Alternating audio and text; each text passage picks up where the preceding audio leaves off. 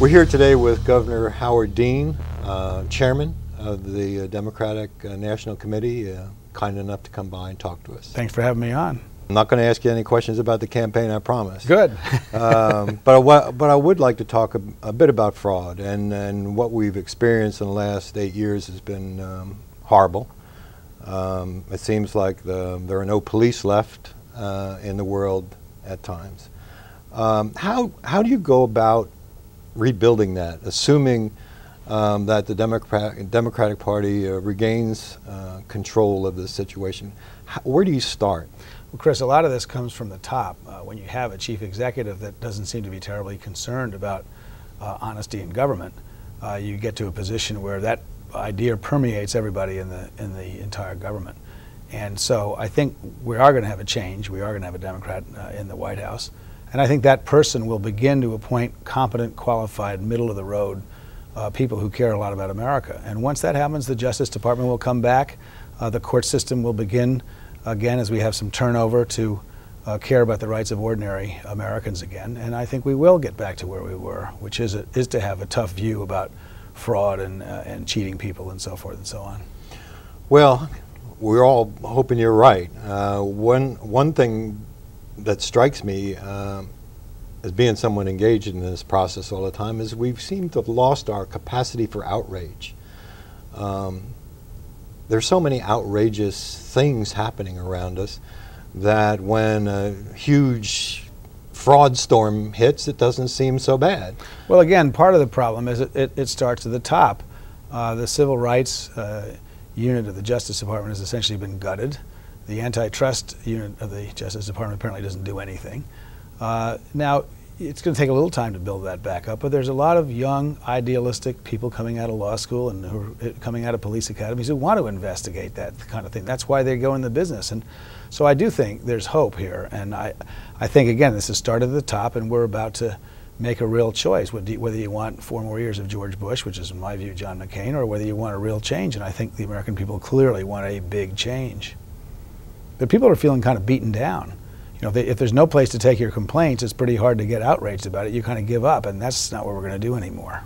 Yeah, there really is no place to go. When you consider, for example, a credit card company, for example, or a company that has credit cards and, say, 1 million or 2 million subscribers, or cardholders, I guess you would call them, and they decide to charge each of them $59 for something they didn't owe, you're pretty much stuck.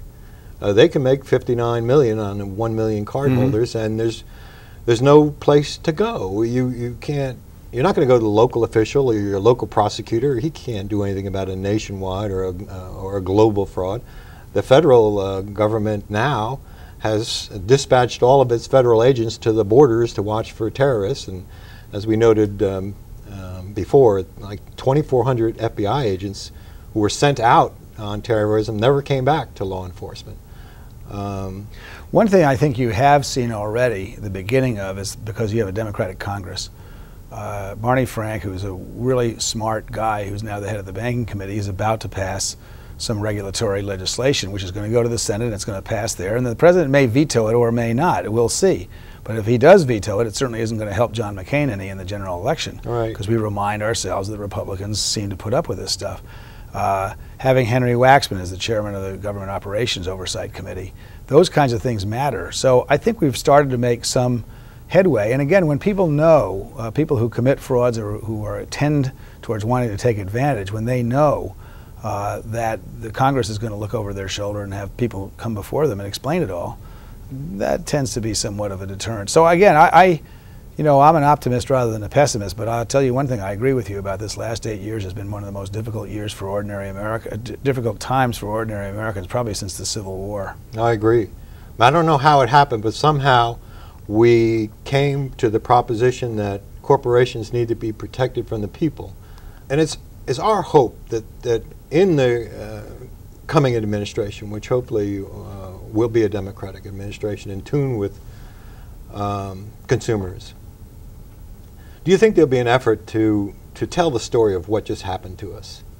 I do think so. On the plane coming down to Florida from Vermont today, I read a book called Heist by a gentleman who worked for the National Journal. It's about the escapades of Jack Abramoff, which is one of the more famous Republican scandal folks. And that's been brought to light. I think Jack Abramoff is in jail right now, along with a few of his cronies. I think this stuff will be brought to light. I think what's going to happen after the Bush-Cheney people leave and he will get a Democrat. He'll get a Democratic Attorney General. And what I think we don't want to do is make it partisan. But I do think that people are going to look under the hood. It's going to be a problem, though. They've already destroyed a year's worth of emails in the White House against the law, which is against the law, in conjunction with Iraq and some other things like that. So I dare say there'll be some of that on their way out the door, but that's part of breaking the law, too. And I suspect strongly that various prosecutors around the country will take a good look at what's happened in the last 8 years and try to set it right. Here's hoping you're right. And, thanks very much. And again, thanks for coming by. It's my pleasure. Appreciate it. Thank you.